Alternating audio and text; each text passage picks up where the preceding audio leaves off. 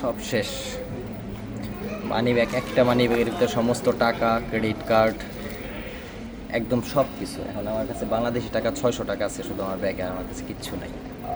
পাকিস্তান যাব না দেশে ফিরে যাব না কি করবো, মাথায় কিছু কাজ করতেছে না। আল্লাহ মানে। নেমে আমি এয়ারপোর্টের ভিতরে ঢুকে আমি পকেটে হাত দিয়ে দেখি আমার মানি ব্যাগ নাই। তো যেটা আমার সন্দেহ হয়েছে যে মানি ব্যাগটা আমি এয়ারক্রাফটের ভিতরে ফেলে আসছি। এইভাবে একটা এয়ারপোর্টে এসে মানি ব্যাগ হারাই ফেলানো মানে কতটা প্যাথেটিক আর টেনশনের ব্যাপার আমি হাড়ে হাড়ে টের পাচ্ছি।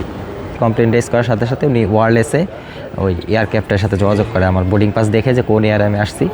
সেই এয়ারক্রাফটের সাথে যোগাযোগ করার পরে এয়ারক্রাফট 5 মিনিট সময় চায় মানে চেক করার জন্য। চেক করে 5 মিনিটের ভিতরে রিপ্লাই দেয়, পাইছে। পরে এখানকার যে ভদ্রলোক আছে উনি আমাকে সাথে করে নিয়ে একদম একটা পুলিশের চেম্বারে নিয়ে যায়। সে পুলিশরা আমার পার্সটা আমার সাথে মানে জাস্ট ভেরিফাই করে আমার কিনা এবং ভেরিফাই করে দিয়ে দেয়। তো সিস্টেমটা খুব ইজি ছিল, বাট টেনশনটা অনেক বেশি ছিল। হারানো মানি ব্যাগ খুঁজে পাওয়ার পর তো আমি তো এখন পুরো পাংখা। আলহামদুলিল্লাহ ফর এভরিথিং।